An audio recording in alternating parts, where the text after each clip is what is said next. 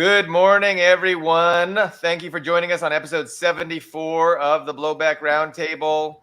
I say morning because it's morning for me. It's 9 a.m. here on the West Coast. Ben Toth is in Paich, Hungary. He is at 6 p.m., I believe. Yep.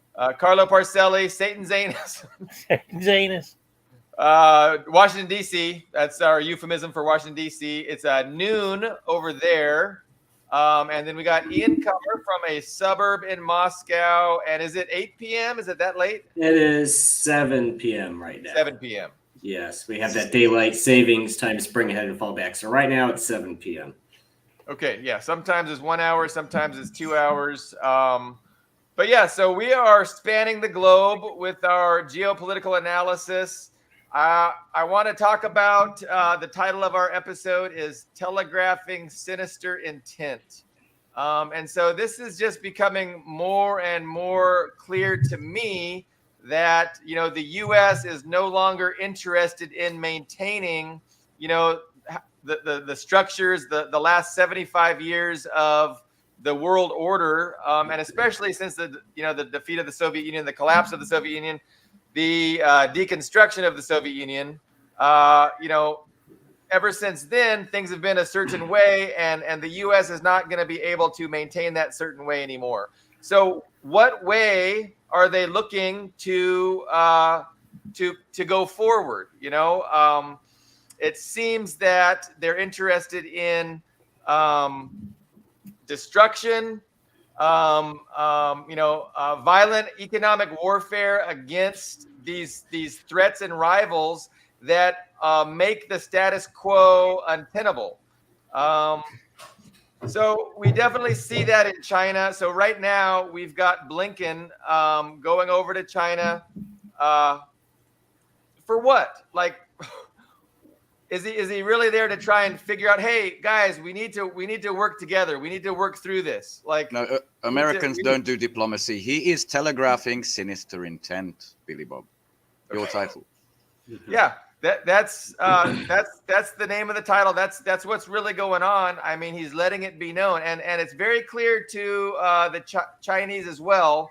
And so they're saying straight out, I mean, do you guys want conflict or do you want cooperation? And these are the two choices, and it's being made manifestly obvious that the United States wants confrontation because cooperation is not gonna further their interests. And so as this confrontation unfolds and escalates, they're more than happy. The West is more than happy to ask their people, the working class of the West, to make the sacrifices in order to to continue this conflict. And so we're going to see that more and more in play out. And so just keep that in mind, as we're being asked, as the economic pain is worse, as, our lack of access to material goods increases, understand that this is coming from, an agenda that just refuses to engage in a way of, peace and prosperity through mutual cooperation and win-win trade. So that's all. Anyway, that's kind of what was on my mind before the show. But before you jump topic, do you want to stick a little bit with this Blinken visit and the whole China thing? Because I think it was it's remarkable that I think right before Blinken even left Washington, right? He released this 2023 human rights report, as in the State Department did, the Xinjiang genocide and the terrible human rights abuses, shot number one. They are forcing Mexico to divest, as in invest in other things, but not with China. Okay, they're doing that. Europe is probing unfair business practices from China, the solar industry, steel. I think the latest was medical devices that China procures from domestic companies. They're probing that. Why don't you buy our expensive machines? That's happening in Europe. Okay. At the meantime, they're talking about brand new sanctions if you don't split up with Russia. And what the fucking US did was they sent this the US ambassador to NATO here to Europe, which was absolutely fantastic. And from Europe, from Brussels, this chick, let me find her name. It's amazing. Julianne Smith already said that China is backing Russia's invasion of Ukraine. They're picking a side. And then Mr. Blinky, he lands and he's treated like, a pest.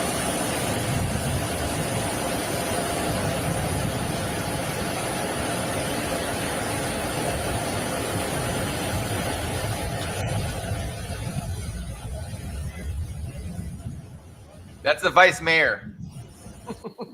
No, I'm not sure who that is, but he's not.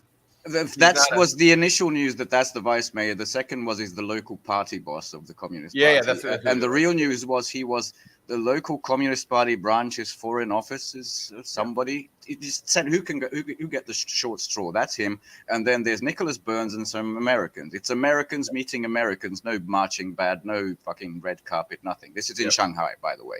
And then he went to Beijing. He met with Wang Yi, and then he met with Xi Jinping. And immediately after that, Xi Jinping treated him like an idiot.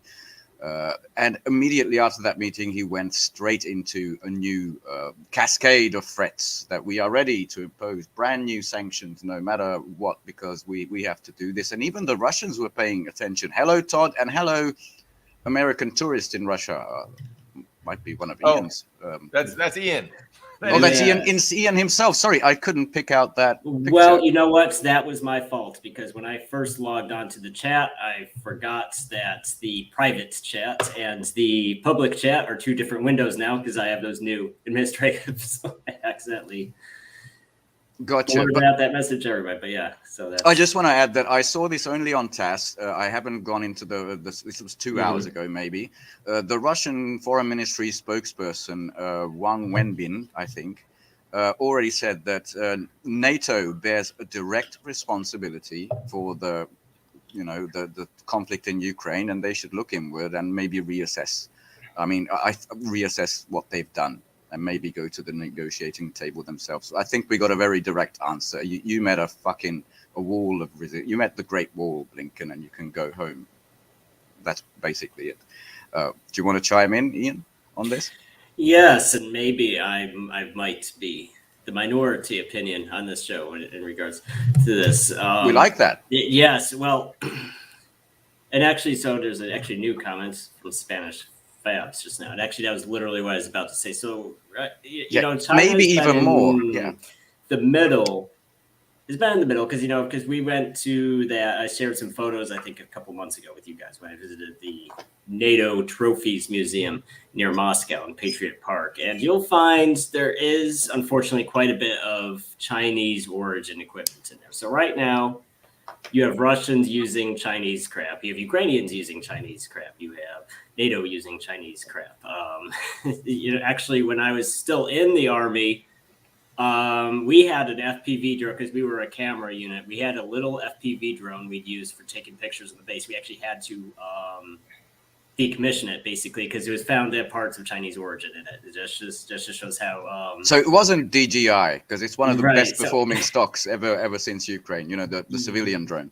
Yeah, so it's DJI. So right now, I think China is happy to be in the middle, and no one in the Chinese government is unhappy when they see someone from either side of the conflict using their stuff. They're fine with it. And unfortunately, I just think from the American perspective, that's not good enough. Just being in the middle is not good enough. You're either with us or against us. And I'll be honest, I think that was kind of a predictable outcome. I would have preferred to see China more assertive, especially when because Russia's economy was kind of a mess in 2022. There was quite a bit. I think it was a grounded reason to be worried in 2022 because there was a lot of disarray. The sanctions did hit them pretty hard. China could have been more assertive to support Russia, but they didn't. And being in the middle is, from the American side, not good enough. So I think part of what motivated China here is they don't want to alienate either side, but that's inevitable. I think they are going to be obligated. Yeah, talk to Erdogan at some point. Ian, from your perspective, has that economic situation in Russia been righted? I think it's going to take years to be completely rightened. Because the things that caused Russia to have problems due to sanctions to begin with was because they were not independent enough, that they were too entwined with Western industry, and that tether got cut. Because, that was the problem with the globalist policy. Because, Putin says it himself. He is an internationalist. They were big on, being a part of the rules-based world order. So they did let in a lot of Western companies, and that came at the cost of neglecting their own industry. Like the top used IT company in Russia is not Yandex. It's not Google. Yandex. It's not Yandex. It's Google. Google still. Yandex is the biggest Russian company, but the most used company is still Google, because Google's that global giant. So that kind of illustrates the problem of when it becomes normal and pervasive, where it's just, like me, it would be really annoying for me to stop using Google, to stop using even when I'm not in the West anymore. It'd still be annoying and difficult for me to cut myself off from those services that I still continue to use. And so out of convenience, people just don't deal with the hassle of cutting themselves off from it. And then when it got forcibly cut off, then they had to adjust. Google Pay, Google Pay and Apple Pay and all those apps stopped working, and they had to adjust.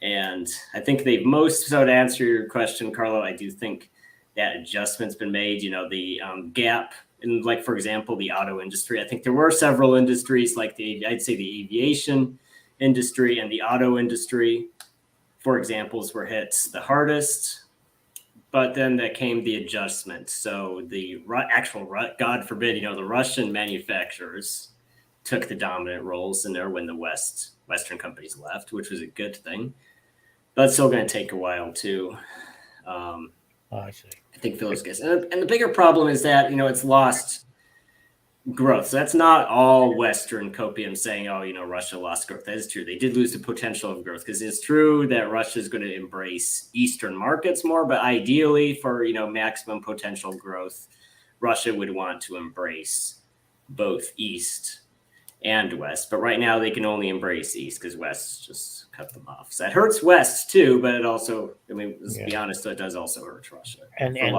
potential. But it also accelerates the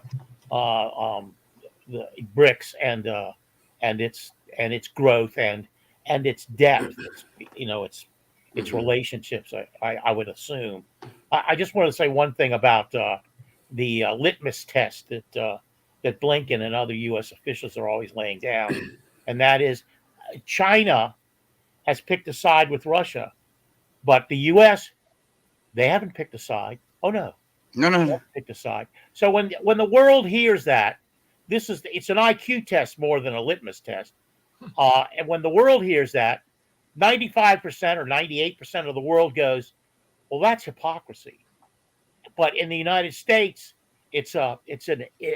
as far as the intelligence test goes, 98% hear that as, oh, those bad Chinese, and that is a problem. That is a serious problem. So I don't understand. Ian, you're not saying China is in the middle and hasn't taken a side, are you? Is that? Yes, I think that's absolutely true at this point. Well, okay, let me rephrase it. They did pick a side. They picked China's side. China is on China's side. So I don't think it's actually a true statement to say they're on Russia's side. I think we would like China to be on Russia's side, but as of right now, they're staying in the middle as possible. No, so that's very interesting, and I totally reject. I totally reject that. That I don't understand it. I don't understand that analysis, at all. So China. I'll give you an example. So Chinese agricultural companies, right? So the USA comes to China and says, "Hey, we don't like that you're still taking rubles, that you're still, so the USA shakes that hammer." Or that stick, I should say, of secondary sanctions. And Chinese companies do still to this day, kind of back up. Like, they'll go making money do business with Russia, and then they're playing this whack-a-mole game with the Chinese economy, where Chinese company, where the U.S. will shake its stick, and then China will kind of back down a little bit in that area, and then they're playing that game. I mean, China, Spanish Fabs agrees with you. Yeah, because the issue is, because what I would like China to do is, when the USA shakes this stick of secondary sanctions of just China saying, well, you know what, it's our economy, it's our country, it's not yours. We're going to do business with who we want to, and just basically dare the USA to do something about it. That would, and I think that would garner more respect from even American audiences. The Chinese, when the American public looks at these stories about China, even negative stories about China, I think, and I can say this, I think since 3 out of 4 of us here are Americans, I think we can understand that Americans respect strength. So if China told Biden to go screw himself, I think even Americans would respect that more than this game they are playing of trying to appease both sides as much as possible. Because that is what counterpoint. In Chinese diplomacy, this is the as assertive as it gets. There's 2 options for you. We can cooperate on world issues, or we could be adversaries, and it would lead to conflict, and it would be lose-lose for all. That is as assertive as China gets, okay? And just a couple of things, like Russia, there was just this, I think Gazprom said, well, we're going to give you a 30% discount on gas compared to the fucking Europeans. That means Chinese industry, Chinese products are going to be 30% cheaper. And this is, many, many decades into the future. I think the economy, sure, they're not as the Seoul, not American. They don't project strength like Russians. They're not Russians, but they always play this eonic. Here's another framing of the geopolitical reality that. Just one more thing. Go ahead. Xi Jinping is going to visit Belgrade on the anniversary when NATO bombed their embassy. Again, in China, that's a huge signal, Okay. Go ahead. So, the geopolitical reality, I don't think is lost on anyone. It's not lost on Putin. It's not lost on Xi. It's not lost on the Communist Party. Like, they understand that there's a shift from U.S. unilateral unipolarism to multipolarism.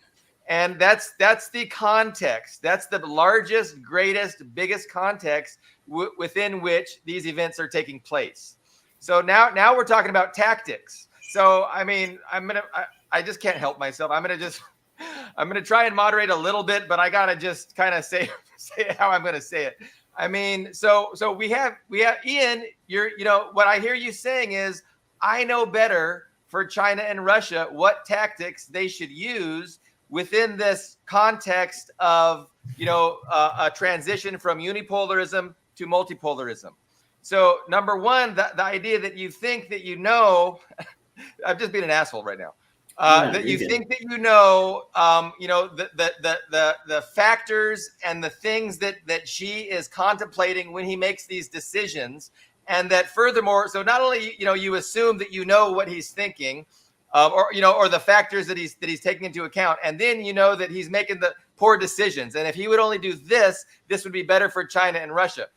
Or, I'm not sure you're saying that, because you might just be saying that, he's just doing what's in China's best interest. But honestly, what's in China's best interest in this context is exactly what is in Russia's best interest. It's for both parties to be on the same side and facilitate this transition to multipolarism with as little fallout for humanity as possible, with as little destruction, with as little economic destruction, with as little, death,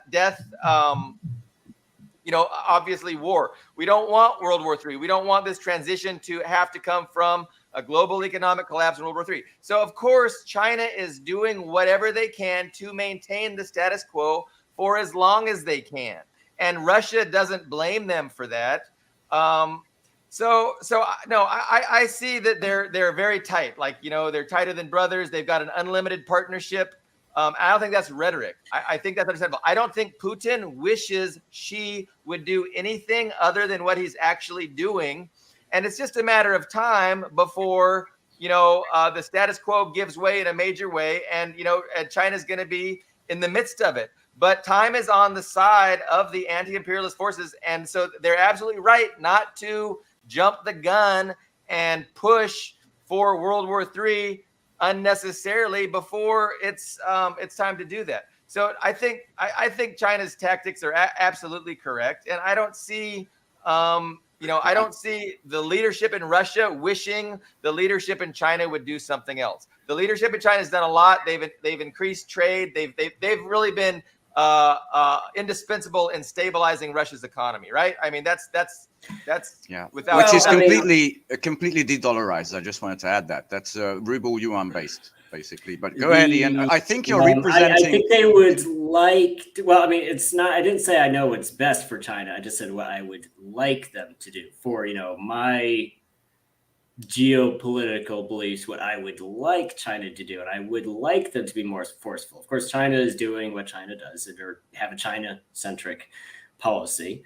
But as far as the Russians, I think they'll just take what they can get. I mean, I'm sure the Russians would prefer to sell gas at full price rather than at a discount. I mean, it's like, imagine if Ben and Carlos sanctioned you and say, you know what, Billy Bob, we don't like you, so we're not going to buy your products. Then I say, well, you know what, I will buy your products if you give me a 30% discount. I mean, that's good for you that someone buys your product, but it would be preferable if I paid full price for it. So it's my interest to pay for discounts, not your interest. And I think as far as Ukraine goes, I'm sure Russia would also like for Ukraine to not have access to Chinese optics and Chinese weapons, Chinese drones. But no one in China says, hey, we don't like Ukrainians bombing Donbass neighborhoods with Chinese-made drones. I mean, it's not a secret. You can look in Western outlets too. They'll say Ukrainians actually like Chinese drones better than the American ones. They'll just say it, American drones are overcomplicated shit.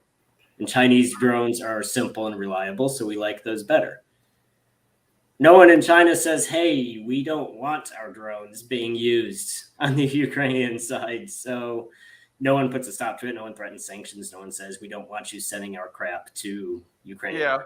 No one says that. So again, well, these would all be things that would precipitate and increase the retaliation against China, because China doesn't want the USA to retaliate against it. That's let me right. Well, why? I mean, and so wanting China to elicit U.S. retaliation quicker than is otherwise going to be doesn't make any sense to me, and I don't think it makes sense to Putin or Xi. It's like, again, we want to maintain the status quo. We want to do everything that we possibly can to avoid a global war and avoid a real ratcheting up of the situation, which I think is inevitable. I think it's coming. But the longer it's delayed, I think the better it is for humanity. And also, yeah. If I know my United States, they're going to ratchet it up anyway. Yeah, no matter what, especially this administration. But so why would China say, let's just do it now? Well, again, every passing day, China gets stronger, Russia gets stronger, and the West gets weaker with every passing day. Go ahead. Sorry. But like Fav said, I don't remember the entire name. Is if China pushed back a little bit, then America might back off. Now, I have to tell you, I don't think that's true. You mean this comment? Exactly what I wanted to put on screen, because I wanted to address that. In diplomatic terms, I think that's exactly what China just told the USA. I think that's exactly what they told Blinken. They're not going to talk in the language that we talk here. They're going to speak in the language of diplomacy.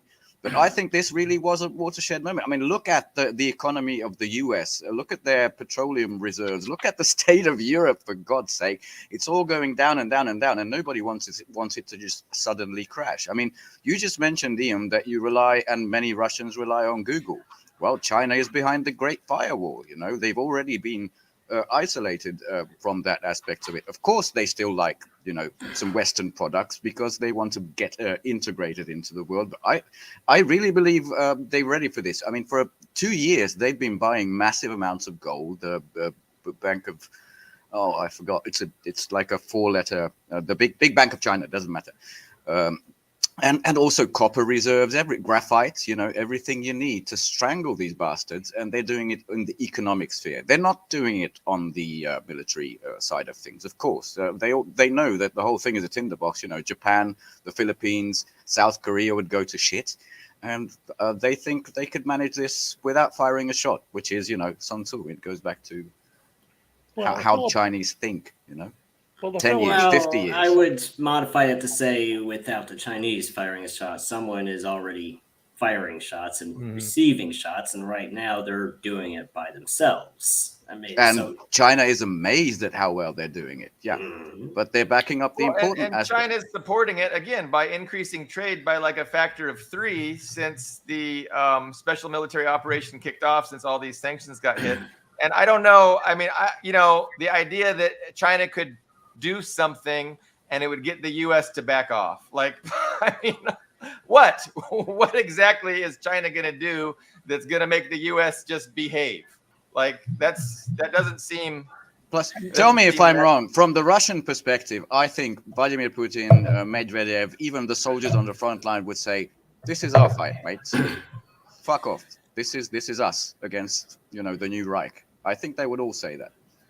Well, maybe Ukraine, but when it comes to things like rubles, when it comes to union pay working or not, or mere pay working, I think Russians would like it if China stopped pansy-footing around those issues when the USA says something. I think it actually. What are you talking about? Okay, so there is, and again, they're not big stories, but you can look up when there's debates about union. I think it's called union pay, the Chinese payment system, or the alternative to agriculture. Right. And so there's this big hassle. The USA will, and I mentioned a few minutes ago, the USA will say, "Hey, you're not following our secondary sanctions," and so Chinese companies don't want to lose the American business. So what they'll do is they'll either cut off whatever Russian company they're doing business with, or they'll internally scrutinize those transactions more. So China does, at least on the surface, comply with these shaking the stick of secondary sanctions. It's when it comes to sorry.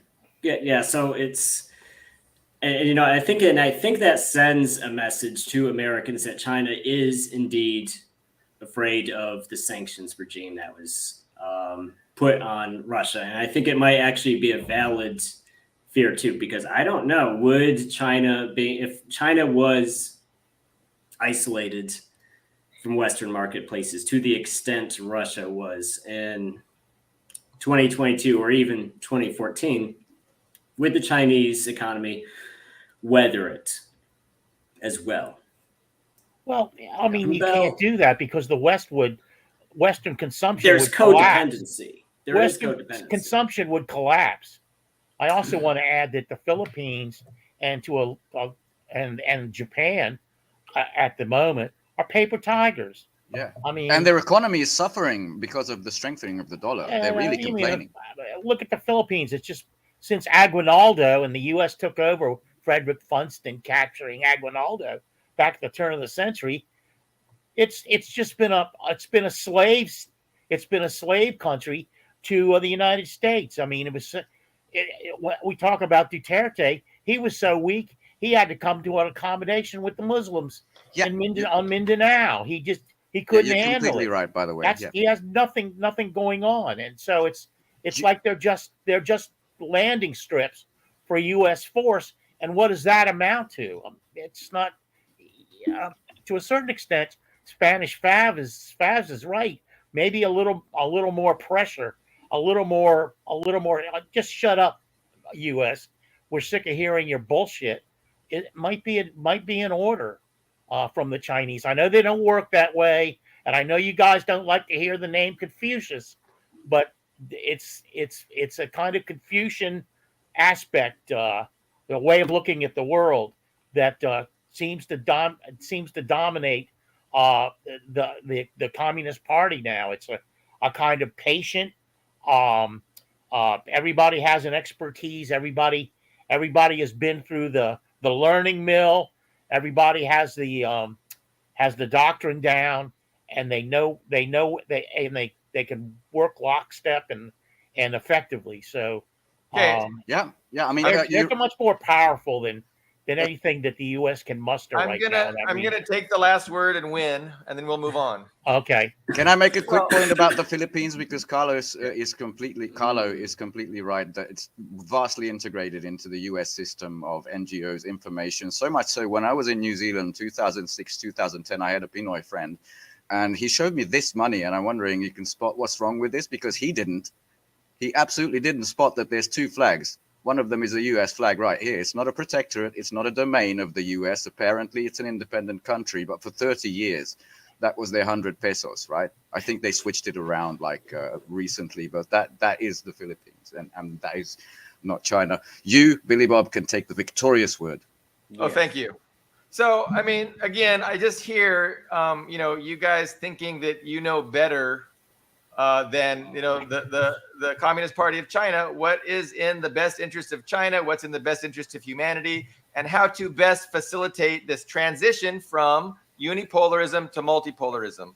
And I just think that's silly. I understand the sentiment. I understand the desire to just want, us to flex our power to show the world that we're winning. But we are winning, and we're winning by, the behavior and the approach that China has maintained for over 10 years now. And it would be foolish. It would be foolish to throw that away by doing some of the things that are being advocated here. And I just think that China has the winning hand, and they're playing out that winning hand. And I think it's going to be the best for humanity. It's going to be the best for Russia. It's going to be the best for China. And it's bad for the West. And I would not personally assume that I know better than she, what is in the best interest for the Chinese people, their neighbors. I will underline your point without doing this personal, why do you think you know better? Because we don't need that. I mean, looking at the case study of Africa, we have recent news, because first we thought that the Sahel just ejected Macron and the French. And now Chad and Burkina Faso are just fuck off USA. They're getting out of there. Obviously, the inheritor of Wagner, which is now within the Russian Ministry of Defense, is there to help them fight actual terrorists. But, who the fuck builds the dams? Who builds the infrastructure? For me, it looks like a match made in heaven. The factory of the world, by most metrics, the largest economy of the world, which wants to be a financial center, and the military muscle that defeated the Nazis. The Chinese hugely respect that, and they kind of feel, that's Russia. That's their forte. We're going to make the EVs and the cool things, but basically it's together. And the third one right now, just to see the whole picture, is Ibrahim Raisi. The president or prime minister of Iran just met the Burkinabe president, and he said it's among our top priorities to grow ties in Africa. So it's all three, and that's becoming the pole, and I couldn't be gladder.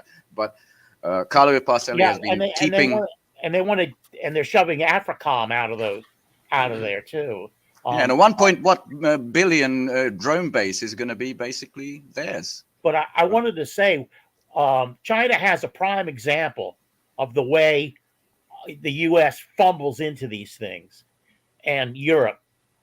It's called Ukraine. Obviously, the Russians are making not great strides, but they're making considered strides now that the Ukrainian defenses are breaking down. And every day you can listen to a number of different people who are studying it on the ground, and the Russian troops are moving forward. So what does that tell you?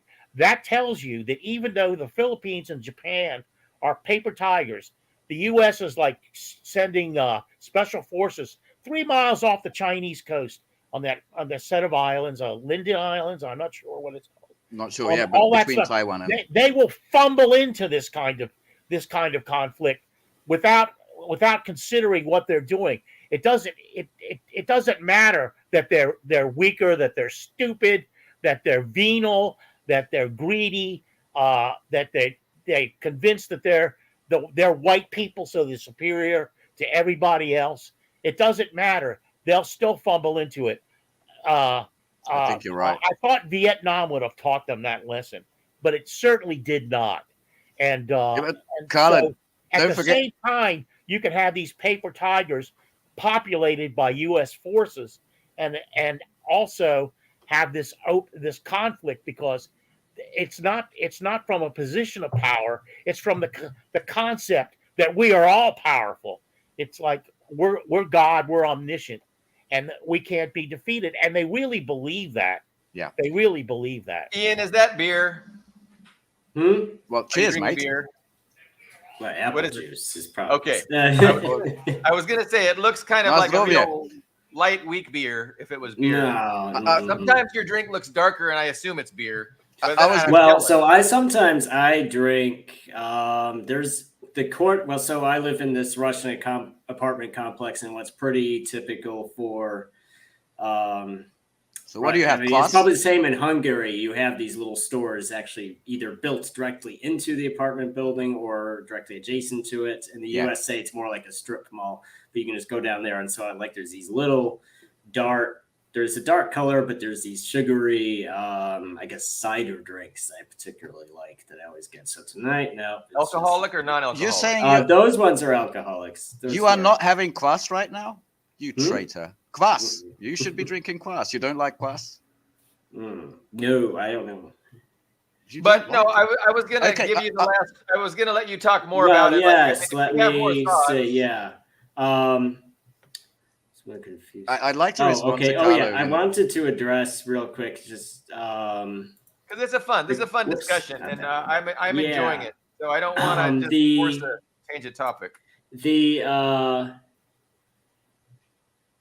Okay, now I'm trying to find this comment. It disappeared. Go ahead. Communist Party doesn't know what's best for. Okay, humanity. So it's the one about violence, which I lost. Okay. This shit. Where is it? From Dust. Yeah. Yes. By the way, I don't think there's anything wrong with mentioning Confucius. Confucius. That one. So I think the issue with the less violent strategy is that there is already violence. It's just a question of violence against who. So China's sitting out the violence phase, or as much of the violence as they can, which is good for China, but it just means someone else dying. And so that's why I say I would like China to do more. Okay. No, that's my point. I understand that sentiment, but I disagree with it. And I think what China is doing is best for humanity. It's best for this peaceful facilitation, because there is also a question of degree of violence. It's not just a question of where the violence is and who it's against. There's a degree, and that degree can change. And so the idea that China could just do this or do this, and it would be a good play for them. And it would, because I think the West is looking for a justification. The West is struggling to find a justification to rally the world around in order to implement their chaos and their subversive activities that they have all planned and all ready to go. South China Sea, they're going to interdict the trade routes. They're going to, weaponize the Philippines. They're going to weaponize Japan. So all these things are going to go in the future, and they're just looking for a justification. They're looking for an excuse, and China is working very hard not to give them that excuse, and that's the right answer. Yeah. I trust Xi to maintain the best information and the best decision based on when and where and how to respond. Because again, every day that goes by, China, Russia is getting stronger and the West is getting weaker. And so why put all that in jeopardy by doing something and allowing the West to seize on some justification? Oh, look, China just admitted they're evil. Let's get them, guys. Now we can, whip up our mighty Wurlitzer and get everybody on board with this thing.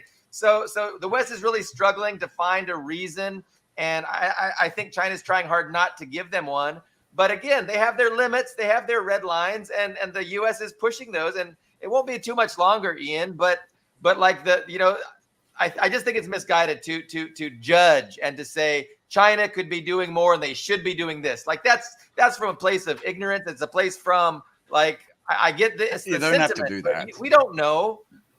Anyway, okay. But we do know the West. I haven't even been able to respond to Carlo's previous point. I know. I'm sorry. It's a lot of fun. I just want to say, who thinks that the West needs a reason? They don't need a reason. No, Carlo, right. let me Thank you. Go ahead. Thank you. Ben, come on. We need Ben. Carlo is completely right about especially the current guys, Sullivan and Blinken and these idiots. They will stumble into a conflict. Well, absolutely. They have that. We can't be wrong. It's 1990. China is basically like a knockoff factory, and Russia is down deep in the poverty, being looted, and we are the supreme power. They are like that. But I wanted to respond a little bit because there's economics to consider. And yes, I will. To Spanish Fast's point that are we biased? Yes, I'm biased towards China. I'm also biased towards the Soviet Union and huge respect to Russia. And understand if you guys think that this is unfair. But China just survived a huge transition. What would be in the West like the 1930s depression, coming away from the property market collapse, switching to industrial production, right? With an 8% growth, and Russia has something like a 6 or 7% outgrowing every other developed G7 nation from the IMF report. You think they would have done that completely isolated alone? Yeah, Russia has good industry. It has a huge amount of resources, but China is the market of the world. They are fucking up Apple right now. They are fucking up Tesla. I mean, they're basically screwing the U.S. economy, and now, of course, they want to take TikTok away from them. And they said no deal, fuck no deal. That's what they continue to say. I mean, I really see that they're this positive force from Africa through Central Asia into this integration with Russia and back to the little. What do you call them? These opportunist little compradors in Philippines, occupied Korea, and of course Japan, one of the worst of them. They really are starting to air that we got second thoughts about this. But you really should guarantee Ukraine wins. Otherwise, what's in store for us? What's in store for you is after they got a huge beating, they're going to say something like this. Everybody knows that NATO is not a party to the conflict, but the demonstration of equipment in Moscow creates the impression of not only NATO participation, but also the defeat of the alliance in the conflict. We weren't defeated. We weren't even there. That's Jan Stoltenberg, the piece of Norwegian wood. Oh, and that's I missed this quote. When did he say this? This is brand new, and I couldn't find the actual NATO transcript of it. So this is unsourced, but I do treat this source as reliable. This is like a couple of hours before, and I thought I'd bring it up. This is exactly what they're going to say when Taiwan is in a ruin. There's no semiconductor industry left. When the Philippines basically is looking for scraps of food without a fleet to serve it. This is exactly what's going to happen because that's what they do to all of their used proxies. You use condoms, and it's time to fucking wake up. I wanted to make that point. Sorry. Nice. Well, when Kabul fell, and I remember this was before I got banned off of Twitter, but there were all these Ukrainian accounts in summer 2021. They were a little skittish. And, and I think I engaged a couple of them at this point. It's like, what makes you think? This is before the SMO even started. This was in summer of 2021. I'd ask these people this: what makes you think that Ukraine is going to be any different than what just happened in Afghanistan? We ditched Afghanistan. Not only did we ditch Afghanistan, we sanctioned them afterwards. What was left of that government, we sanctioned. Yeah, and we introduced ISIS-K. Right. By the way, Zelensky would be a very lucky man to escape with, a chopper full of cash like Ashraf Ghani did. I don't think he's going to make that. Increasing. Yeah, it's a debate. How much he knows. I mean, on one hand, I could see him fucking off to London or Miami. Miami, that's the place. And and being that kind of token, government in exile guy that we tried out for the Tikhanovskaya of Ukraine. But if he's a liability, which happens to certain former puppets, it's a very fine line between useful assets, government in exile, sock puppet, or liability. Karzai. We definitely turned on Karzai, and he was the one that says ISIS is just the West. Exactly. After he stopped serving his purpose and he turned against the West, that's when he started admitting this stuff. That basically, what a convenient terrorist operation that only attacks the enemies of the US. Oh yes, when there was. I mean, he directly. Who was the last? What was his name? Last president of Afghanistan. Ashraf Ghani. The puppet. Yes. 2 months before the helicopter, he was in the nice wheelchair next to the fireplace in the White House, being reassured that everything's going to be fine. But the accusation actually came from him, which was surprising. But the accusation that ISIS-K was being supplemented. The ISIS-K that sprang up out of nowhere was being supplemented by foreign militants being brought in by American helicopters. That came from him. That accusation.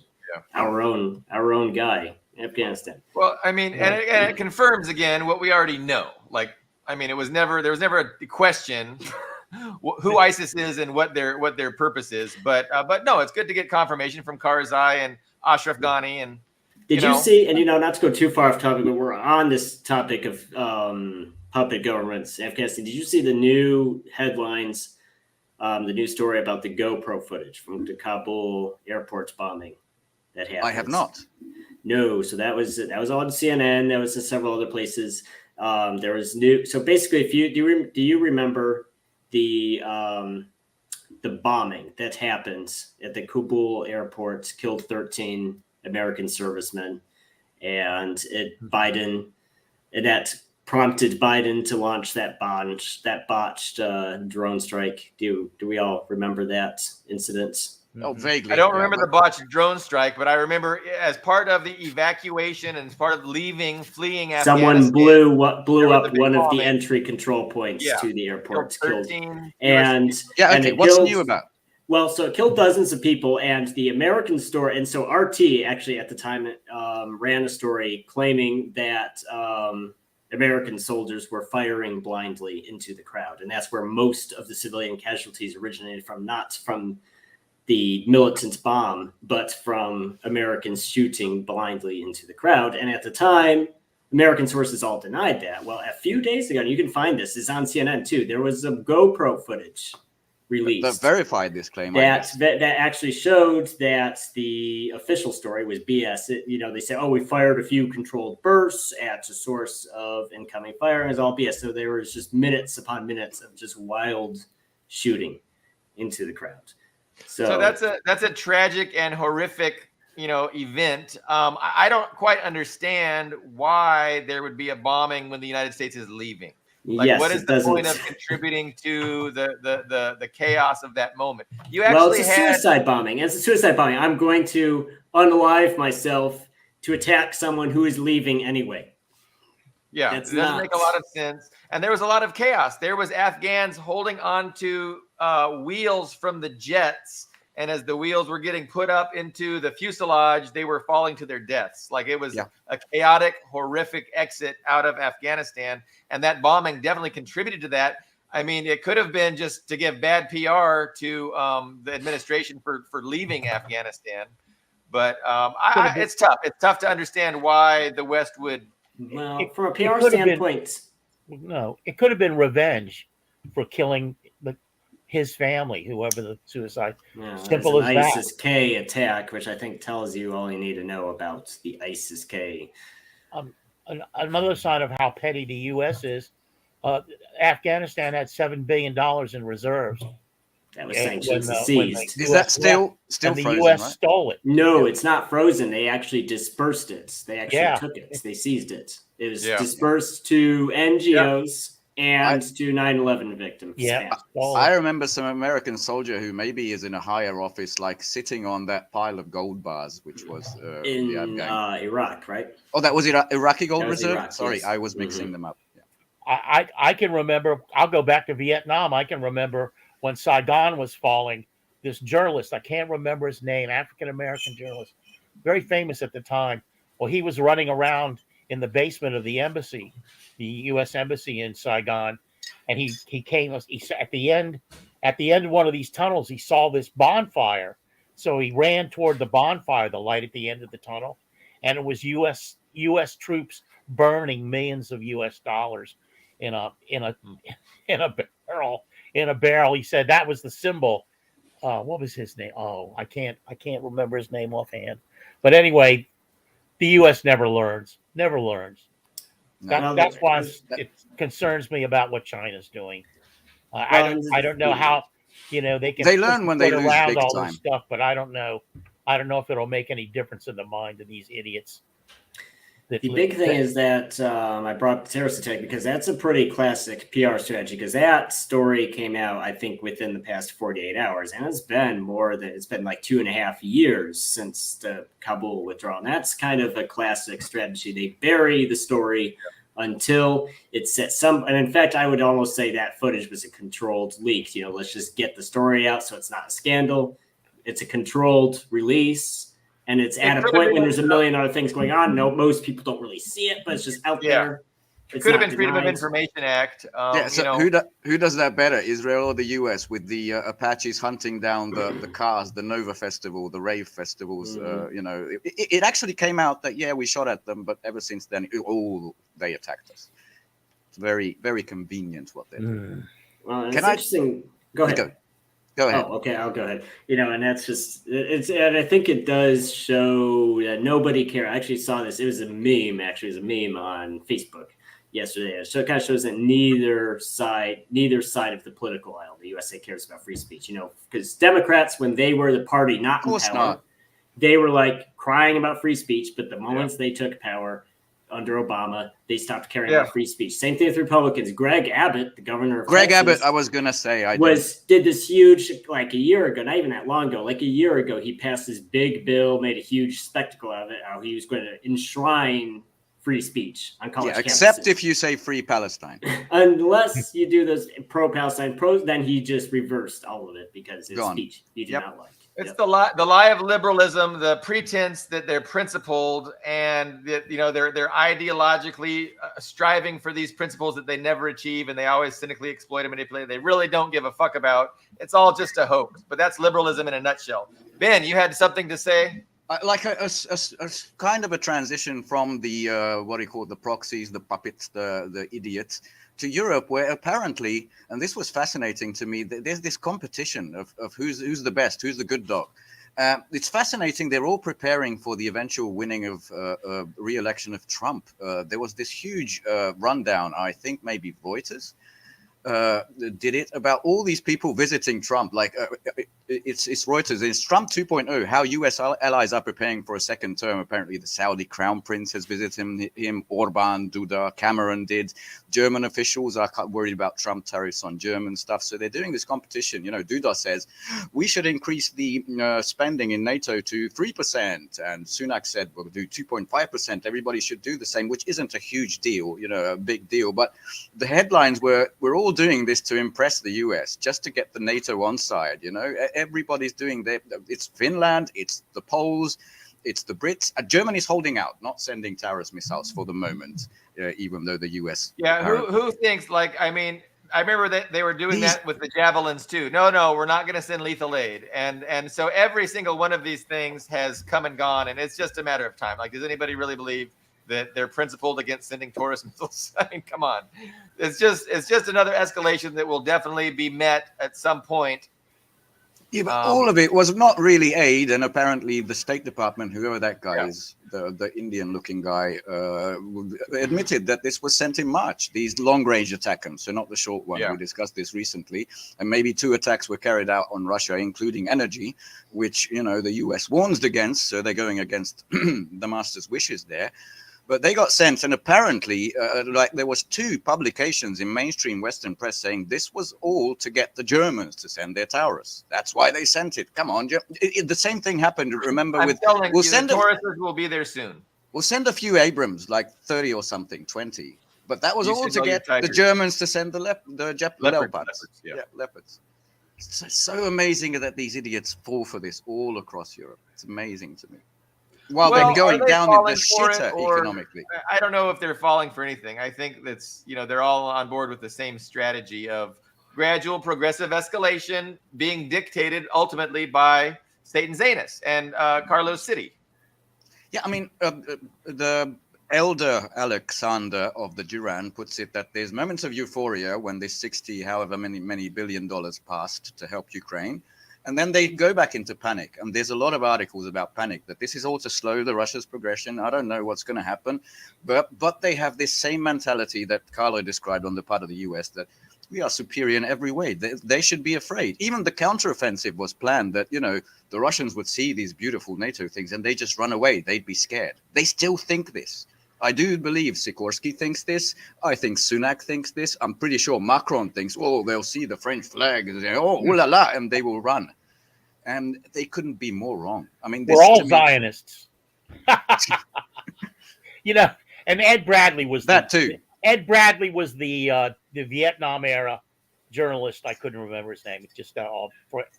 He's passed away. Oh, the African American. Yeah. Yeah. Ed Bradley. Yeah.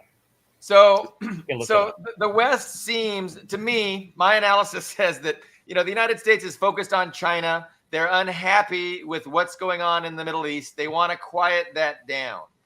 They're not interested in being dragged into a war with Iran. And Israel is very interested in dragging the U.S. into a war with Iran.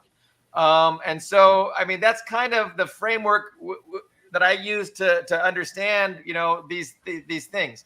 So as you have, Blinken going to China, doing the necessary steps to increase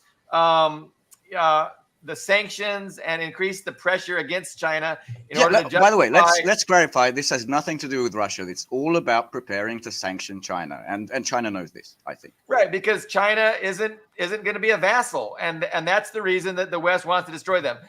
China does not want to destroy the West. China is not thinking to themselves, how can we destroy the West? Like, that's just like thinking in those terms is not how China's thinking. And thank God China, is thinking on a bigger than that. They're thinking on a humanitarian basis. What is good for the planet? What is good for humanity and prosperity? Do we want to go through into World War III, or do we want win-win cooperation and peace through mutual beneficial trade? So that's China's approach. That's what China is after. And the West, of course, looks at things differently. The West looks at things in terms of hegemony. And if you're a rival to U.S. hegemony, it's going to be competition. That competition is going to be violent, bloody. It's going to be, industrial sabotage. It's going to be interdiction, asymmetrical warfare, interdiction of shipping lanes, all that kind of stuff. And that's, of course, the direction that the West is going to drag the planet into, that direction. Whereas China wants, hey, peace through mutual prosperity. So the point of this was to talk about how unhinged Netanyahu is. I'm trying to set up this Netanyahu clip because some of his rhetoric is just over the fucking top. Like, I was shocked. It was jaw-dropping. It's ridiculous to hear the shit this motherfucker was saying. Does anybody believe him? Like, what is the intent behind that? I think it's just to get attention. It's us. No, not China. It's us. Come back to us. And of course, it seems that the U.S. is really trying to do a color revolution in Israel. It seems like the Netanyahu government is under attack. We're really trying to get him out and put in a puppet that's going to, do what we want more. And Netanyahu, of course, understands he's got some juice. He's got some power in the Israel lobby, and he's putting up a fight. It's just interesting to watch it play out. But I wouldn't mind listening to this clip of Netanyahu. This is over the fucking top rhetoric. Well, I'm just going to add that Nancy Pelosi, who's still alive for some reason, already blamed the campus riots on Vladimir Putin. And she said, this is on the record, that Netanyahu should quit. Let's listen. What's happening on America's college campuses is horrific. Anti-Semitic mobs have taken over leading universities. They call for the annihilation of Israel. They attack Jewish students. They attack Jewish faculty. This is reminiscent of what happened in German universities in the 1930s. Right on cue. It's unconscionable. It has to be stopped. It has to be condemned, and condemned unequivocally. But that's not what happened. The response of several university presidents was shameful. Now, fortunately, state, local, federal officials, many of them have responded differently, but there has to be more. More has to be done. It has to be done not only because they attack Israel, that's bad enough. Not only because they want to kill Jews wherever they are, that's bad enough. It's also, when you listen to them, it's also because they say not only death to Israel, death to the Jews, but death to America. They never say that. And this tells us that there's an anti-Semitic surge here that has terrible consequences. We see this exponential rise of anti-Semitism throughout America and throughout Western societies as Israel tries to defend itself against genocidal terrorists. Genocidal terrorists who hide behind civilians. Yet it is Israel that is falsely accused of genocide. Israel that is falsely accused of starvation and all sundry war crimes. It's all one big libel. But that's not new. We've seen in history that anti-Semitic attacks were always preceded by vilification and slander. Lies that were cast against the Jewish people that are unbelievable, yet people believed them.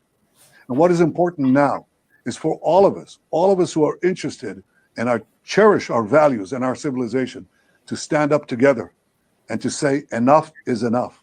We have to stop anti-Semitism, because anti-Semitism is the canary in the coal mine. It always precedes larger conflagrations that engulf the entire world. So I ask all of you, Jews and non-Jews alike, who are concerned with our common future and our common values, to do one thing: stand up, speak up, be counted. Stop anti-Semitism now. And please bomb Iran for us. Yeah, of course. So it's just, and I've mentioned this before. I wrote a post about it, but it's just so interesting and stimulating to my brain that, these people, let's call them Zionists, because, they're not just Jews. It's not just Jewish people, but it's Zionists. They're interested in, a Jewish homeland, a national Jewish homeland in Palestine. But they really believe that, when we see that there's a genocide taking place and condemn Israel for these actions, to them, that's just proof of our Jew hatred. We're just verifying their certainty that humanity is irredeemably hostile to people that are Jewish. And that, to me, is crazy. Like, does he really believe that? Obviously some people really believe that. Maybe the politicians know better and they just try and harness this to further their nationalistic, interests. But how bizarre that, when they committed genocide and we accuse them of genocide, we want them to stop the genocide, they really believe that it's because we're irrational, hateful racists. And that's the only explanation that we would condemn them for what they're doing.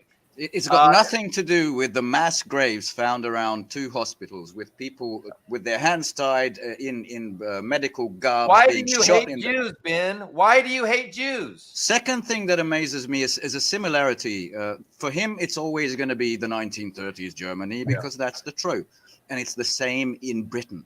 It's always a Chamberlain versus Churchill moment. They said this about Johnson, the House leader. They said this about Sunak. It's all about that. They're frozen in time.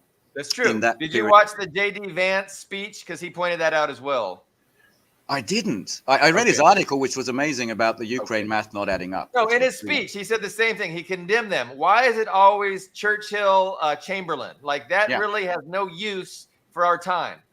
Putin's not Hitler. This isn't Churchill, Chamberlain. Like, he made that. So, on the other hand, the Zeppelin grounds in Nuremberg, where the Nazi rallies were, apparently Germany thought this is a perfect time to fully restore it. Yeah. So they're going to spend some billions on it. It's a perfect time. Finland just closed the most hated Last Lenin museum because it's a perfect time to do that. Nothing wrong here. Nothing to see. Ian, let you get in. I mean, we're monopolized. I want to actually address one of these comments I saw a few minutes ago. I didn't want to derail the conversation. I want to address this one. I don't know if that's the same one you were thinking. Well, I can address that one too. How about I address it and you address it? How does that sound?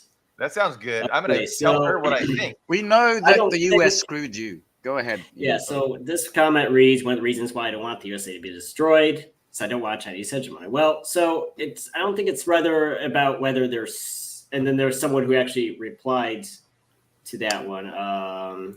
This person replied, Todd said China's not seeking hegemony. I think with Spanish Fabs was saying there, it's not whether China is seeking hegemony or not. It's just if there's an all-out war between Russia and NATO, China's going to be the only world power left. It'll just be China and maybe, I don't know, who's the other world, who would be the surviving world power in the Western Hemisphere? I guess Brazil maybe would be the new world power, whatever. You're talking about a nuclear exchange. Right. Well, I mean, how could, if a direct hot war not end in nuclear destruction? Yeah, I agree. So I think, so I don't think there's anything wrong with viewing the world as a series of checks and balances. A multipolar checks and balances is good when there's several large powers vying with each other. And if one gets too full of themselves, there's a couple other world powers to put them in check and make them back down a little bit. It's like, hey, you're getting too big for your britches, and they kind of,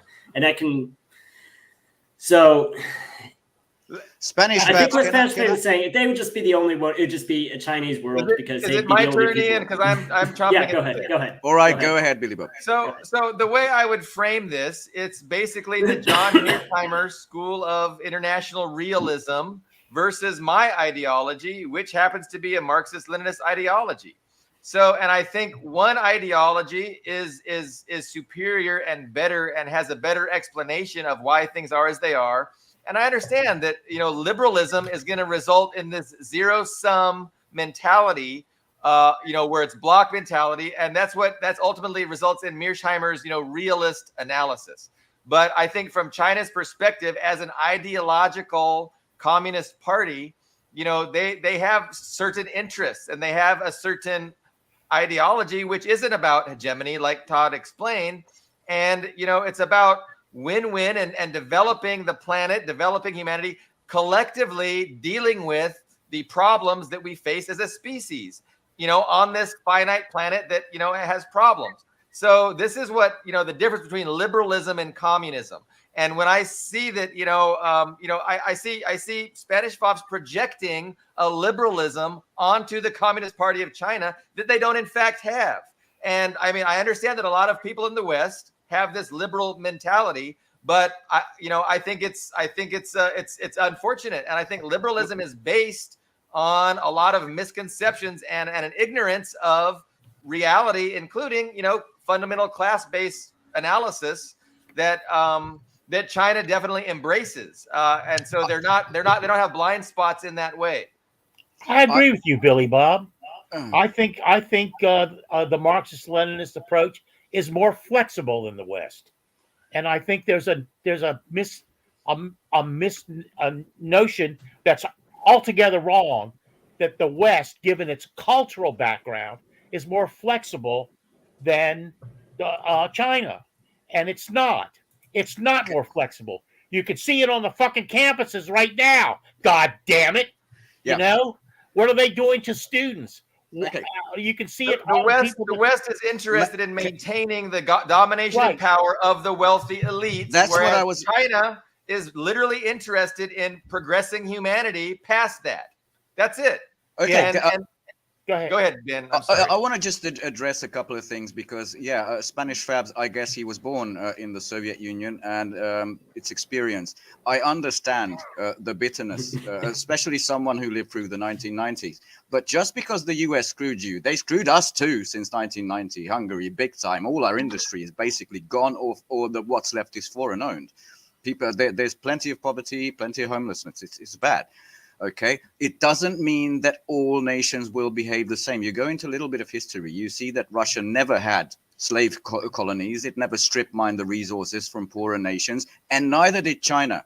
They don't have a bone in their body that did that, and they're a 3,000 to 4,000 year old civilization who did most of the things first. And it was the economic center of the world without creating huge wars. It was the Mongols who were expansionists, therefore Great Wall of China, saying, no, we're going to do our thing. We're still going to be the economic heart of the world. And that's what's returning. All of this shit about 200 years ago, just infant capitalism spread out, basically from the UK, but began in Europe with what they call the Renaissance and romantically called the Age of Exploration. It created this humongous bloodshed, basically, to create the world, what do you call it, the empires. The world of empires, age of empires, basically, which is glamorized today, which strip mined the world's resources, subjugated people, killed millions, countless, not just in India, the crown jewel of India, the crown jewel of Great Britain, but everywhere else. The Soviet Union, very exploitative. Yeah, Russia didn't partake in that. Soviet Union didn't partake in that, and China, even that nascent China, under the 100 years of exploitation of the British, and before that, didn't partake in that. Don't project everything you've seen from the fucking NASA maniac, Marvel watching idiots in the US. Don't project that onto another nation, please. It's just not. How does the Americans apples to oranges? It's not apples to apples. That's what I'm saying. And I appreciate Spanish Fobs. We're like having a discussion with her through text, so it's not really fair for her And I'm calling her a her because Ian has called her her. But I would be happy to even have Spanish Favs on one episode if she would like to, and we can discuss it. But no, we appreciate your interest and you're sharing your opinions. I definitely disagree with it, but I appreciate the discussion a lot. Yeah, we'd love to speak to you. I mean, look where it led Dugin in the 1990s. That's that bitterness, that seeing that horror around you of the collapsing Russia. Look where it led him. You know? Should we go back to Netanyahu? Do you want to contrast Netanyahu to the other video? Yeah, let's show the other video of the woman standing there. So let's recall that they hate Jews. They're violent towards them. No, they want to kill them wherever they are found throughout the world. Literally like 1930s Germany. Yeah, right. Literally like Germany. Yeah. If you see a Jew, kill them is the message. So let's see if that's true. Yeah, so, let's test that theory. We love you, Gray Zone boys. Sorry, let's test that adolescent theory. So we hope we can borrow this from you because we failed to find it's been scrubbed from the internet, the original. I am not afraid. She's not afraid of Jews. Wait, I don't know if I want to look at your face. I am not afraid. People don't give a fuck. And there's like a drum circle going on behind her. No one's paying attention to her. She's just begging for someone to persecute her. Yep. I think it goes into dox me, right? Yeah, dox me. Guys tripping on acid behind her, Yeah, they're just having a good old party. Well, okay, and then the bigger point is, the gray zone is asserting a third of the protesters identify as Jewish. So, it's just preposterous. And, Zionism again is its lifeblood is anti-Semitism. The more anti-Semitism there is, the better it is for the political aspirations of Zionism. And the more they can, defend, it's just good for them. And so it's always been that way. Oh, by the way, that reminds me, a tremendous article on this whole topic by Max Perry, who is going to be our guest on Tuesday. So I recommend, I should, anyway, find his article. Oh, frick. I should, I'll link to it in the comments. But so he's going to be our guest next week, and he just talks about Zionism, and he also talks about, the role that the USSR had in the creation of the state of Israel and how that was a mistake, obviously. Yeah. But he contextualizes how that all went down. So that'll be next week's discussion. But it's just like Netanyahu, he's pushing this narrative that is just so fucking extreme and just so entirely divorced from anything that anybody could possibly perceive to be a reality, unless, of course, you're a brainwashed Zionist that really believe that all these assertions of genocide against Israel are just a manifestation of Jew hatred, by humanity. And yes, I would also. Go ahead. I was going to say, I was also going to point out, you do not have to be Jewish to be a Zionist. I mean, there's a lot of people. I mean, there are Jews I would consider Zionists, like Blinken, but there's a lot of people who aren't Jewish I would consider Zionists, like Biden. I mean, I'm almost considering how much Biden likes to talk. I'm almost surprised he hasn't claimed to be Jewish because he's Irish and black and all this other stuff. I'm almost surprised he doesn't say he's Jewish too, but he's a Zionist. Yeah. So you do not have to be Jewish to be a Zionist. And Zionism has been beneficial to Western imperialism. There's been a symbiotic relationship. It's also been a little bit antagonistic. And that itself is a huge topic that can cause people to have very strong opinions on. And that's maybe we'll talk about that some other time too. I think Ian is right in the sense, and I would, in the sense that with the realpolitik, I think Biden and, like I said before, and Netanyahu are playing good cop, bad cop, and they're both on the same page. It seems to me that Netanyahu, he may have talked to the Pope, and the Pope said, pretend the whole world is Catholic and play upon their sense of guilt. A kind of adolescent sort of thing that people have tried to do that with me because, I did a year's independent study on Ezra Pound, who was a fascist. I incorporated Werner Heisenberg into my work. He worked for the Nazis, and I'm a huge fan of phenomenology. Not only Edmund Husserl, who was a Jew, but Martin Heidegger, who was affiliated with the fascists. So I've been thrown out of dinner parties for that triumvirate of people that I've read and use highly and respect, and I resent it. I really resent it. That's why I hate Rockhill so much, because he doesn't talk about the context of what these people gave us, what they gave us in their writing itself, and he Yeah. can't separate the two. So, Okay. but I really resent that. And when Netanyahu says that, I have a great deal of resentment for Bibi. It's the same feeling, that same visceral disgust at being put in that position. Somebody recommends that Glenn Greenwald yesterday. Yeah, his show is great. I catch most of them, but apparently he interviewed Muslim and Jewish protesters. So look forward to that. Zion was created by it's a yeah, poisonous... and so there's a discussion about how much of a division there is within the ruling establishment. How much power does the Zionist lobby play, and is there a tug of war behind the scenes to control policy? It's quite a huge topic, and a lot of people have a lot of very strong opinions on. Do you want to hear something funny? I mean, yes. Russia is displaying the NATO trophies, including German Leopards, and someone said, "Oh, Germany finally made it to Moscow." And on the topic of Israel, I heard that Iran finally scored a goal against Poland and Ukraine. And of course, talking about Israel, because Netanyahu was originally Polish, a lot of Eastern European Jews basically make up Israel, which I thought was funny. And the final funny, which I just wanted to share with everyone, it came out today, which I found hilarious, and I just have just a one-word question, like how? If you go away from the dollar, you can no longer be sanctioned. Your transactions are going to be invisible to the US. So how are you going to be punished by Donald Trump? That's how worried the West is. That's the true worry they are in the middle of. And that gives me a great deal of hope. Maybe they're thinking the same kind of punishment they did to Libya and Iraq. Bombing them. What do you guys?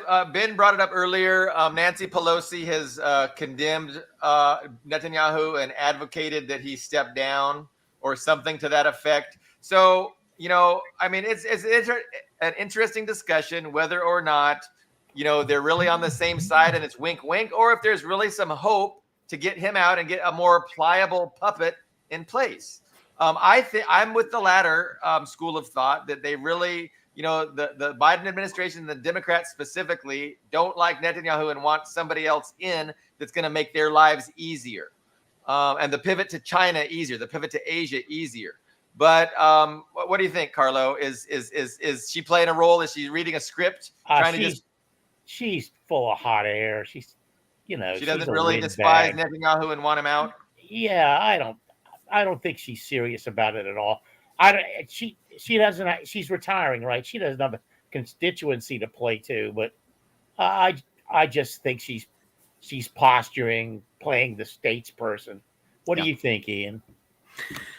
Well, I think there's a tendency to oversimplify. I think that's especially about people we don't like. We say, "Oh, they're all in it together. They're all playing 12-dimensional chess with us," which to an extent is true. But I think people can have their personal ideologies. They can have their personal differences. So I can see, and we also have to recommend. So it's like, is Pelosi speaking for herself, or is she reading his script? Well, good question. I don't know. Netanyahu has screwed up a lot lately, so I can see there being genuine resentment against him, especially since right now he's stepping on the USA's toes repeatedly, on top of being incredibly incompetent, or whatever you want to call him. So I think it could be genuine, but it's also meaningless. I don't think. I'd like to remind everyone that it's an election year, and if Biden is losing support, then we'll drum up anything just to get a little support back. The same happened with Erdogan. He lost some local elections, and suddenly he went, "Israel is the devil. I'm going to blockade like 54 products." He's still doing massive trade with Israel, but I'm just signal that calm down, people. I'm against them. I see it as the same PR trick. Well, remember when Putin said a few months ago that he would prefer Biden over Trump, and people were debating if he was serious or if he was kind of shit posting, if he was trolling. I think, I don't know what Putin knew at the time he's made that statement, but it's looking less and less like trolling and more like a serious statement, because Biden, say what you will about Biden, but he's consistent. He represents. That's why what interest he was. But with Trump, you don't know what the hell you're getting. And like with Trump lately, I mean, he backed, as far as we know, he 100% backed the Ukraine and Israel and Taiwan bills. As long as they're loans, but yes. And he's just that, like that article you just now shared, that people in his campaign are saying that they're going to, punish people for moving away from the dollar, which would include Russia. So there's no reason for Putin to even though that's what all of the, the Democrats and liberals say, oh, Trump is Putin's puppet. There's no reason for Putin to even consider Trump a friend. He could. At least Biden's predictable. You know what you're getting. With Trump, we have President Trump. Who the hell knows what he would do? No one even has any idea on the outside even has an idea. I mean, he could be making some backroom deals right now as we talk.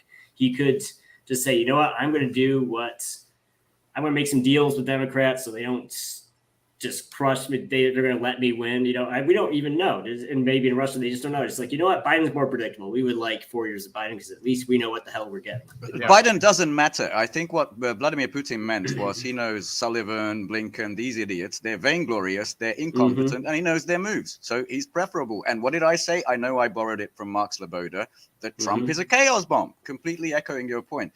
But this, if I were American, that's a slogan I could get behind. I don't see it as a Trump slogan, but make the U.S. ours again. I think is superior to MAGA. Yeah, ours is in the working class, as in the American people. No, white Christian nation. Ninnies. So let's. I had a pivot to just this idea that the West is a democracy. I was going to talk about Mike Johnson. And he's just the latest in a long line of people saying that they're for something, and then when it suddenly becomes bad for the empire to be for that thing, they just flip, without any kind of principles at all. So Mike Johnson, for the longest time, was saying, number one, he was against warrantless wiretapping of the domestic population. I mean, he was a big crusader about that. That was what he stood on over and over again. And then the minute the bill became up to vote, he voted the opposite direction. And then the same thing just happened with the funding for the Ukraine war. Also, no border funds. He was all about border security, remember? He got nothing. And what happened? So Sullivan, Burns, who all went to talk to him? Sullivan, Burns, Blinken, maybe. Blinken. Yeah, basically the Biden's inner clique sat him down to this intelligence briefing. And then he just, he was what he stood on principle against, just like that, he flipped. And you just see that with everything. I mean, you saw that under Obama with Obamacare. We had a chance for an actual, Glenn Greenwald wrote about this. It's called villain rotation. And so they just rotate the villain that's going to block what they pretend they always want to be for. The Democrats, for universal health care, they had a chance to make it a real thing, and then the Democrats blocked it because that's not what the ruling class wanted to do. Give handouts to working people. Hell no. Anyway, it's just not a democracy, and anybody that perceives the West to be anything other than a dictatorship of the wealthy elites, they're just looking at things totally wrong. I want to add something to that. Oh, go ahead. I think what you're Billy about, I think part of what the deep state likes is polarization. I kind of piggyback on what you said. This applies to every issue. What they really like is polarization in the U.S. politics. And not just division, but polarization. I disagree with you a little. I hate you. Yeah. Yes, and I hate you. And you're a Nazi, you're a communist. One thing, and I'll bring up it's not quite the example you gave, but it's a very good microcosm for every polarized topic in American politics, is abortion and Roe versus Wade. And I remember when the and it's Supreme being Court trotted out now, yeah, struck down Roe versus Wade, I put out a blog post and wrote on Facebook about it. And I remember I got hate from both sides. Like both sides hated me for saying it. But I said, no, I actually agree with them striking down Roe versus Wade. And the reason why I disagree with them is because almost every country in the world, even very conservative countries that are more conservative than the USA, like Turkey or Russia, have Eastern Europe, yeah, enshrined abortion rights with, red lines of what you're allowed to do and what you're not allowed to do in regards to abortion. They all have that figured out. And we could have had that figured out in the 1970s. Every American state, because they are sovereign states under a federal system, they are sovereign states. Constitutionally, every state should have their own abortion laws, just as the way American government works. And we could have had that sorted out in the 70s, but instead it was better to have this moratorium on the issue where so every election they can say, if you don't vote for me, those bad guys over there will outlaw abortion. Or the other side says the same thing. If you don't elect me, those bad guys over there will make partial birth abortion that we're killing babies literally, in the living room, just shooting them like, a concentration camp. They have those two. That's why I say I bring that up as an example of polarization. To keep the fight alive. That's a really good insight. The mechanisms to maintain their fake democracy. Yes. And to scare people, to polarize people, to divide people and get them out and vote to vote. You got to get out to vote. Like, don't, give us at least a pretense of legitimacy with your 40% turnout. Every state. Yeah. I just want to say there's a Hungarian proverb. It might be universal, probably used in other countries, but we use it that the politician is the second oldest profession. It isn't so different from the first, which is prostitution, because people above your elected representatives, I think they figured this out. Let's keep everybody fighting, distracted. Let's let them talk about, for example, abortion, whatever divisive issues, and hate each other, and we get to continue the game of Monopoly. Yeah. I want to be a little snarky here, but about Mikey Johnson and the way it works is Bill Burns or Blinken, they come into a room with Johnson. And they talk to Johnson in this reasonable fashion. And, we want you to do this. We want you to do that. And then after they leave, another guy comes in, generally from the Central Intelligence Agency. In the old days, he used to have a folder, but now he uses a laptop. And he shows Mike Johnson photographs. This is your kids? But your kids, everybody that the CIA has assassinated. Not everybody. Too big a number, but a number of people that the CIA has assassinated, small planes, automobile accidents, poison, bullet to the head, whatever it is, 2 bullets to the head, like Gary Webb, whatever it is. And they just show them this folder. It used to show them a folder of that. Yeah. Maybe show them the family portraits they have. Or maybe Johnson, they just have to open it up and there's the little boys he's fucked. Every one right after another, and that's what we got on you. Or some doctored photos showing that, saying we'll release these. Precisely. We'll set you up. And then the guy, he doesn't even say another word. The CIA guy, he folds it up or he shuts down his laptop and leaves.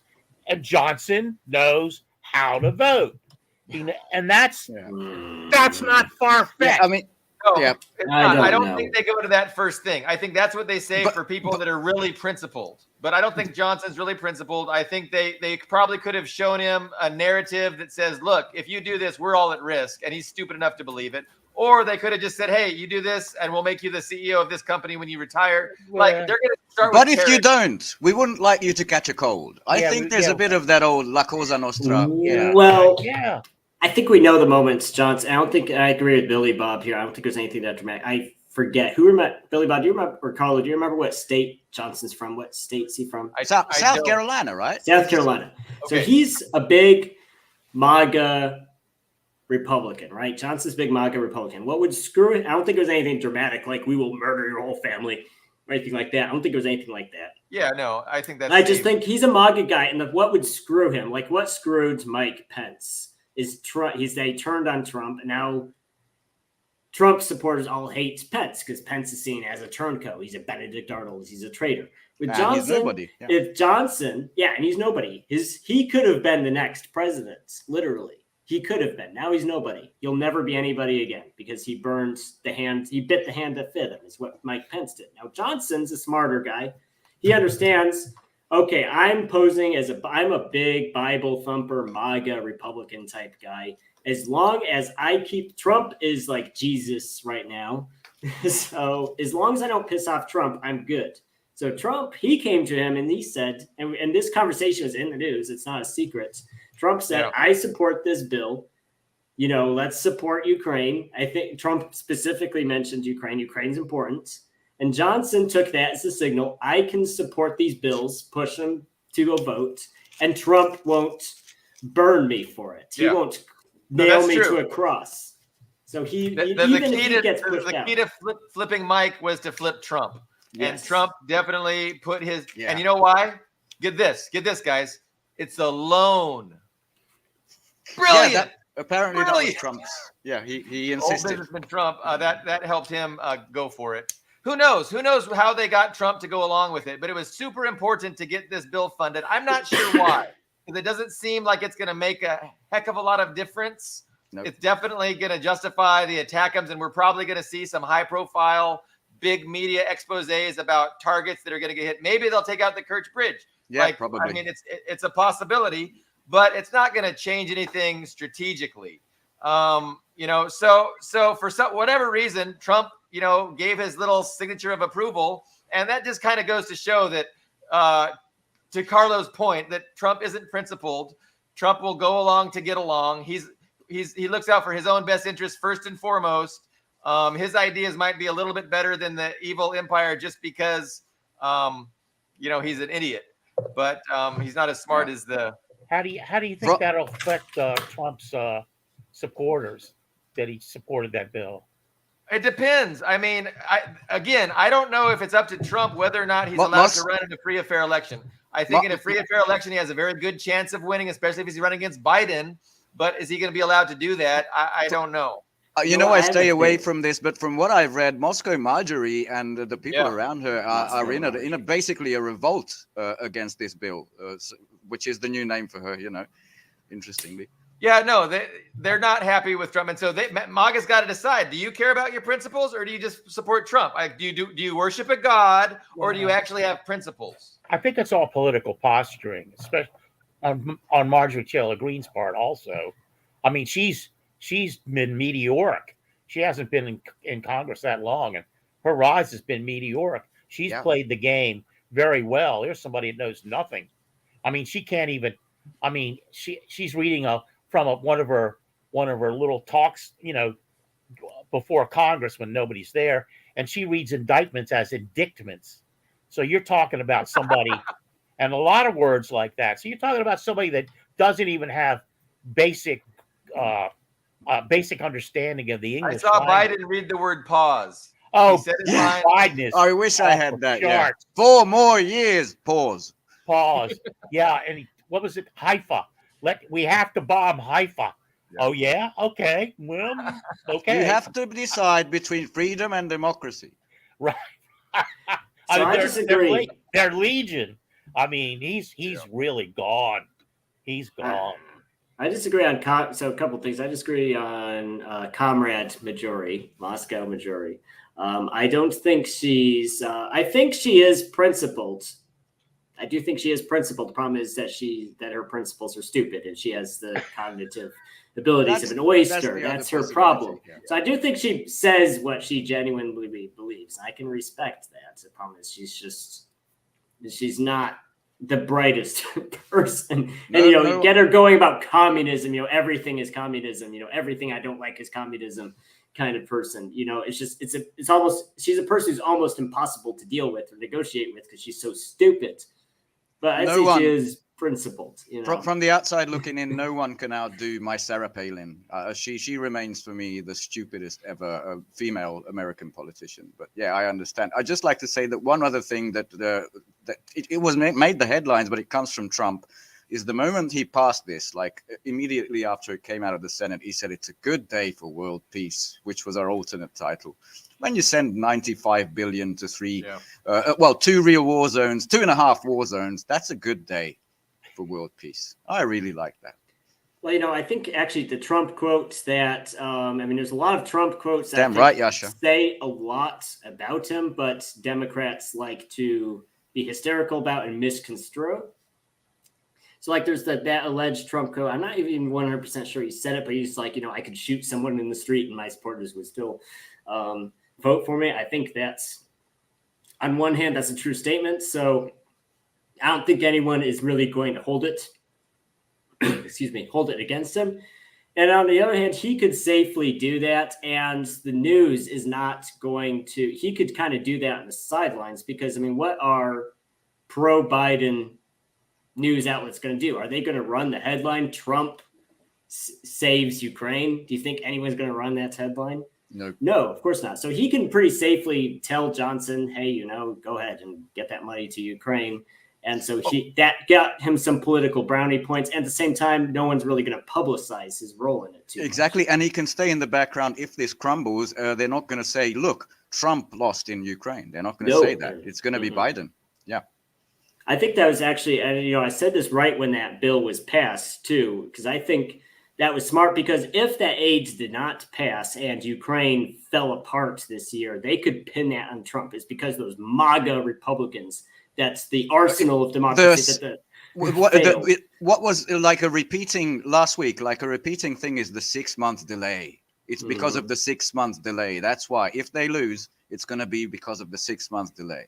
But now if they get that 60 billion and they lose anyway, well, then that's on Biden. Trump can come out and say, if I was president, because he can say whatever he wants because he's not president. He can say I would have done it better and no one can prove him wrong because there's no way to prove that he was wrong.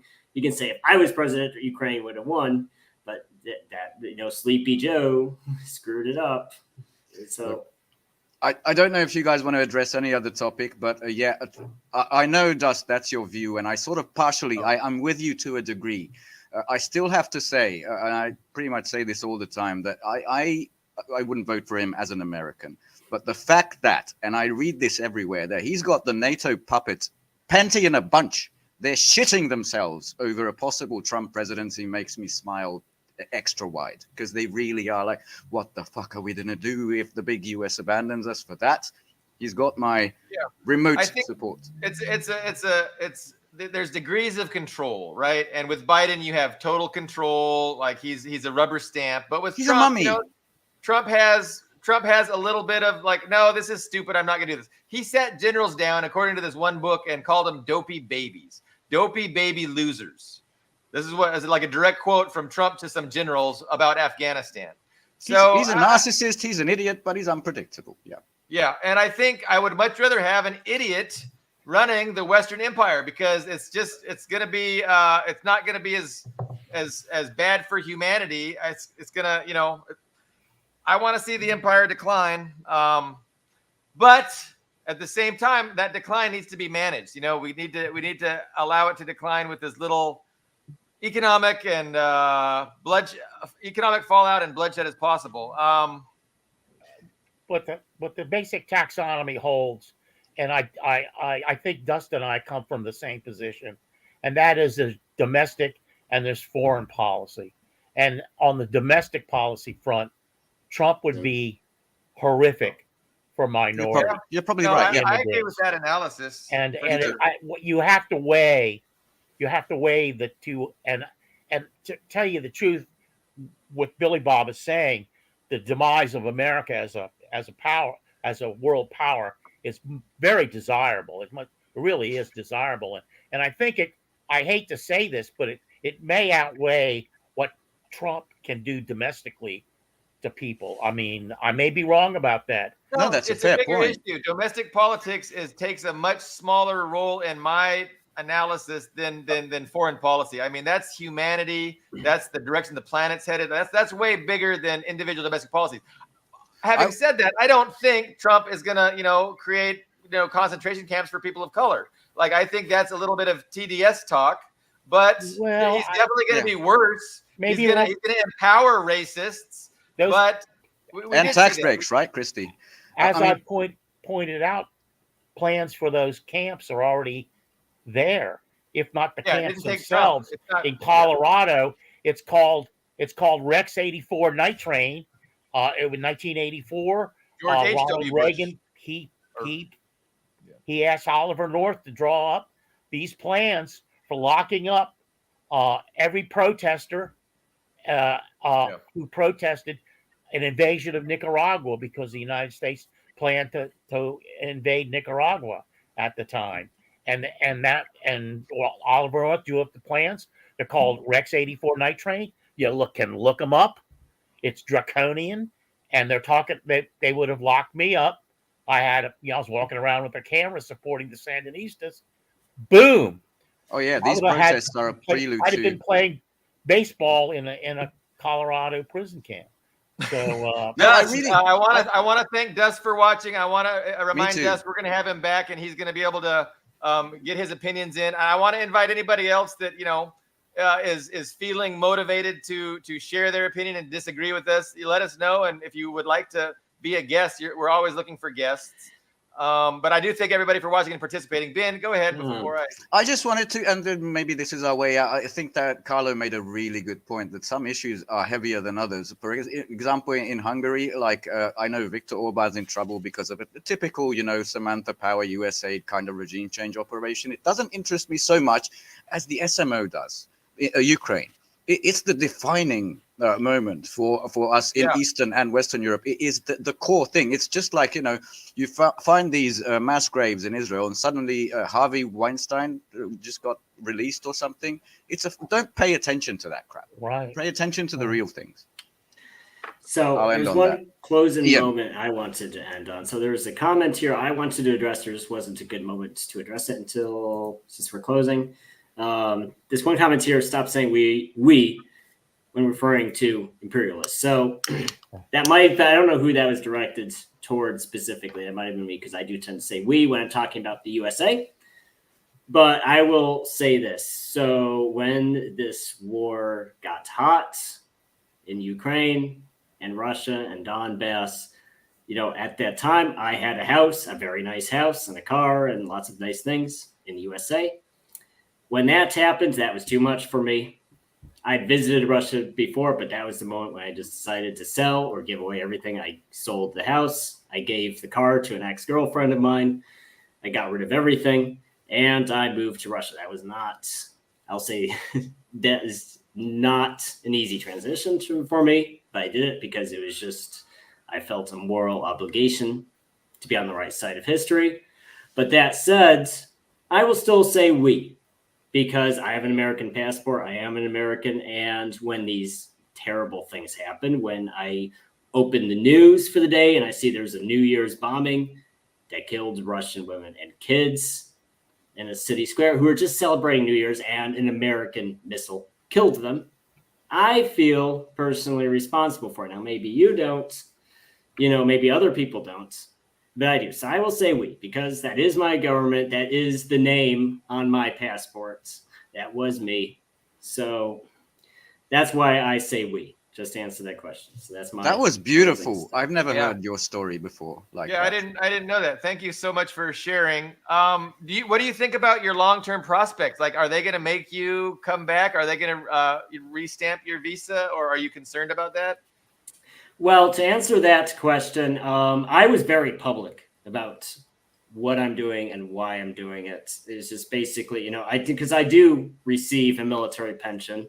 So I'm not going to be a hypocrite and say, I'm have nothing to do. I didn't throw my passport in the trash because that would be stupid and wouldn't make any sense for me to do. But basically, no one's done anything to me yet. No one tried to cancel me or suspend my passport or cut off my pension. Buy me a coffee did. Do that too. Buy me a coffee did. Yes, buy me a coffee did, but no one else did in a way that mattered.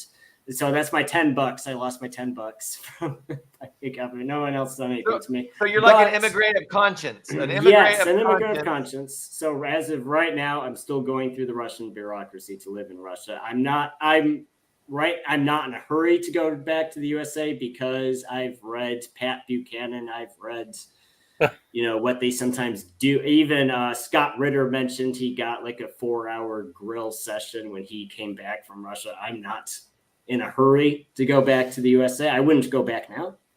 I just wouldn't, because I know if they wanted to do something to me, they wouldn't advertise it. That's kind of the SOP for what they do. They don't, if they want to arrest you, they don't tell you they want to arrest you. They just wait for you to come into a position where they can arrest you. So I'm not in a hurry to put myself in that position, but I don't feel insecure either. So I'm just hanging out here. I have papers. I can stay here indefinitely. I'm not worried about speaking out either. So I don't live and die on the issue of using the right words, and I slip up. I try and avoid saying we when I talk about the empire in the U.S. And so that was Dust's point, and I get what Dust is saying. I don't do a good job. It's just so ingrained in us, and Dust is right. It's like it's a way of kind of brainwashing, and we've internalized that this is us, and so I can understand and appreciate trying not to do that, but I could also understand what Ian just said. And so, look, both are fine for me. Like people that vote. You want to vote in this country, vote. I choose not to. I choose not to endorse this ridiculous system with my vote. Like, I'm not going to participate. It's not legitimate. I'm not going to pretend it is by voting in it. But other people that think differently want to vote. Like, I'm totally fine.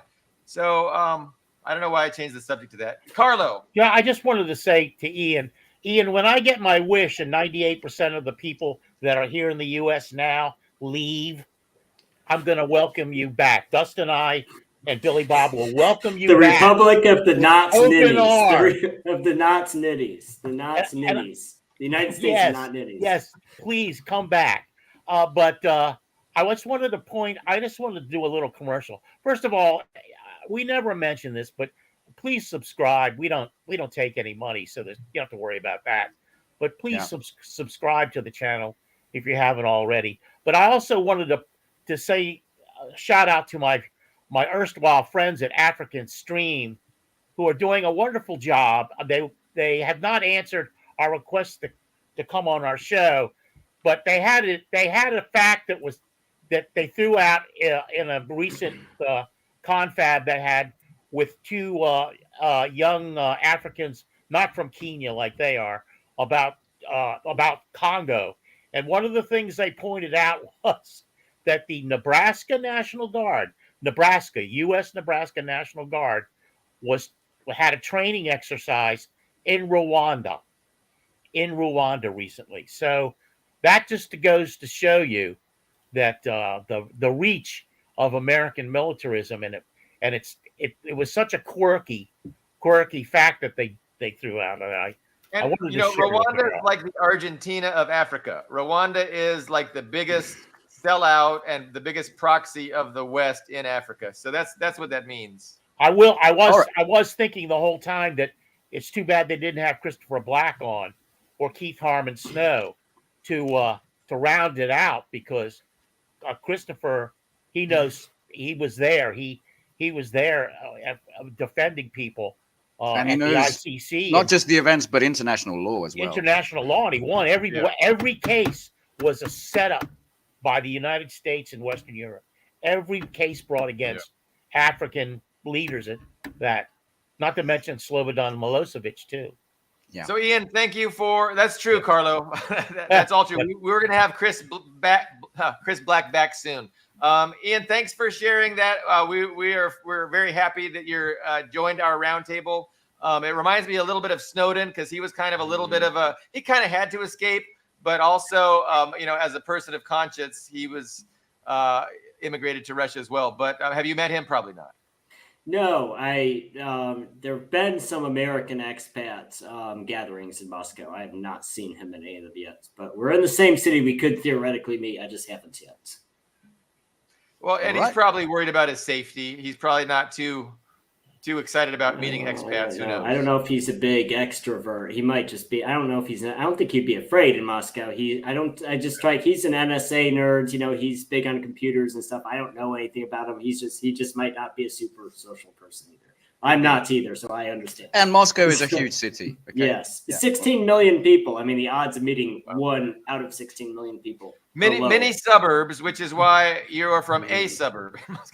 So, guys, thank you so much. I had a lot of fun this program. I could not have done it without Ben, Carlo, and Ian. We will be back on Tuesday with special guest Max Perry. Thank you for watching. We'll see you then.